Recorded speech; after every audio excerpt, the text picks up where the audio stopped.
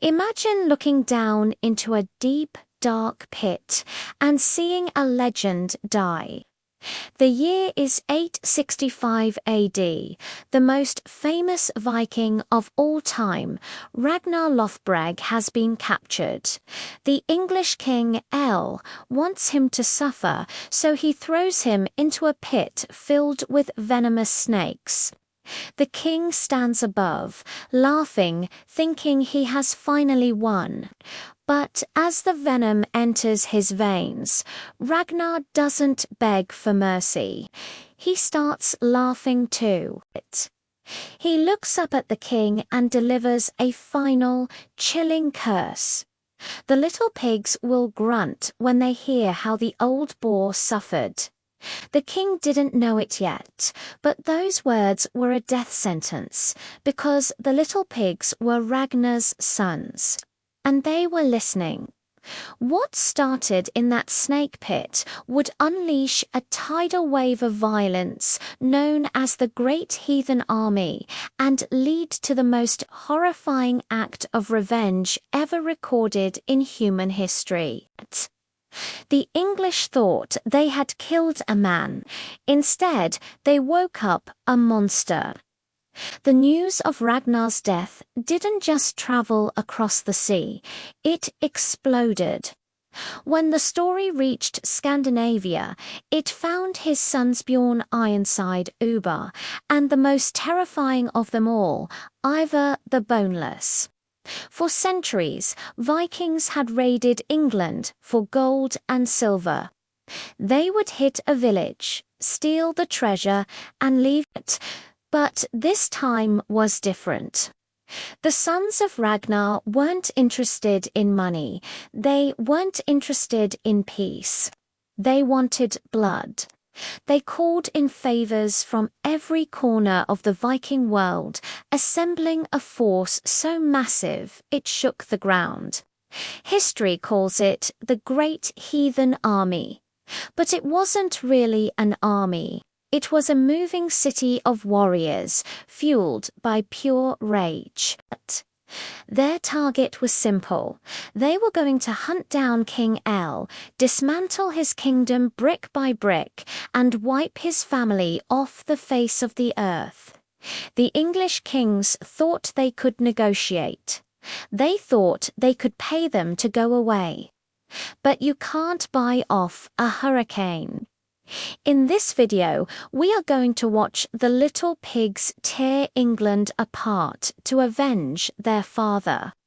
The Great Heathen Army didn't just crash into England like a mindless wave.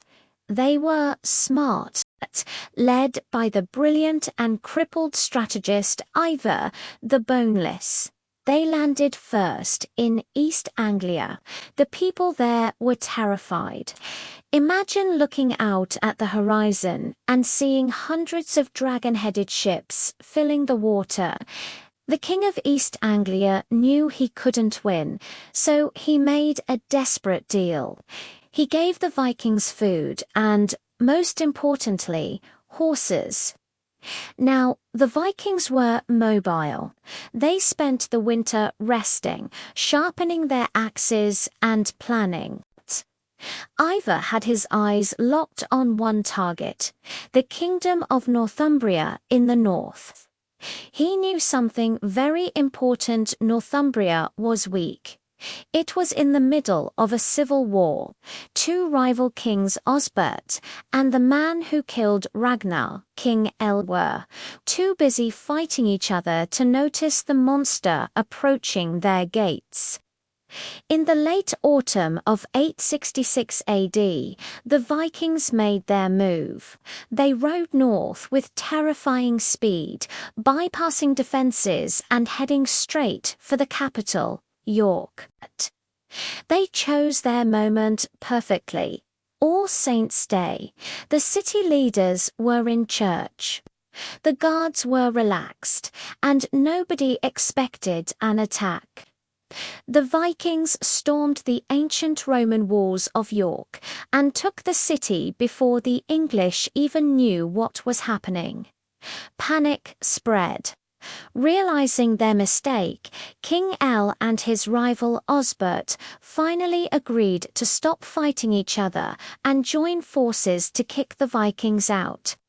It was a classic too little, too late moment.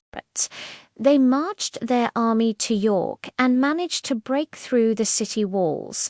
But this was exactly what Ivar wanted. He had turned the city into a trap. Once the English soldiers were inside the narrow streets, they were surrounded. The battle was a massacre. The English army was crushed against the stone walls.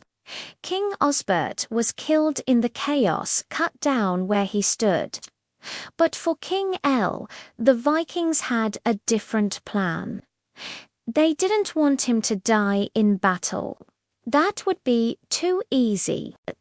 As the smoke cleared and the screams faded, King Aelle was dragged out of the rubble alive and brought before the sons of Ragnar.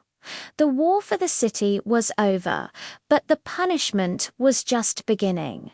The capture of King Aelle wasn't the end of the war, it was the main event. The Vikings dragged him to a hill, away from the burning city of York. This was the moment Ivar had been waiting for. He didn't just want Aelle dead. He wanted to send a message to the gods and to every other king in England. They prepared him for the Blood Eagle. Now, historians still argue about whether this ritual was real or just a terrifying nightmare written down by monks. But, according to the sagas, it was horrifyingly real. The prisoner's back was cut open and his ribs were severed from his spine one by one. The ribs were then pulled outward to look like the folded wings of a bird. Finally, the lungs were pulled out and draped over the wings, as the poor man breathed his last. Desperate breaths, the lungs would flutter, looking like a blood-red eagle preparing for flight. It was the ultimate offering to Odin, the god of war. King Aelle, the man who used snakes to kill a legend, was turned into a grotesque monument of vengeance. But the little pigs weren't full yet. Their hunger for revenge turned south. They marched back to East Anglia, the kingdom that had given them horses earlier. They were done making deals. They captured King Edmund of East Anglia inside his own church. Edmund was a brave man. He refused to fight the Vikings, but also refused to bow to their pagan gods. Ivar the Boneless didn't like that. He ordered his men to tie King Edmund to a tree. Then the Viking archers used him for target practice. They shot him with so many arrows that the old chronicles say he looked like a hedgehog. Finally, they cut off his head and threw it into the bushes. In just a few short years, the sons of Ragnar had wiped out 2 ancient kingdoms and executed 2 kings in the most brutal ways imaginable. The old boar was avenged. The debt was paid in blood. But now that the Vikings saw how easy it was to conquer England, they decided they weren't going home. So, what started as a family feud turned into an invasion that changed the DNA of England forever. The sons of Ragnar proved their point. They didn't just make the little pigs grunt. They made the entire country scream. After killing the kings, they didn't pack up and go back to Scandinavia. They realized they liked this new land. They divided up the kingdoms they had conquered and settled down, creating a huge territory known as the Dutch. For a while, it looked like the Vikings were going to take everything. Northumbria was gone, East Anglia was gone, Mercia was falling apart. There was only one solitary kingdom left standing in the south, a place called Wessex, and just as the Viking army turned its hungry eyes toward that final prize, a young, sickly prince named Alfred was stepping out of the shadows to meet them. But that is a story for another video. Asterisk, asterisk. Now, I have a question for you. Asterisk, asterisk. Do you think the blood eagle was a real historical ritual, or was it just scary propaganda invented by the English to make the Vikings look like demons?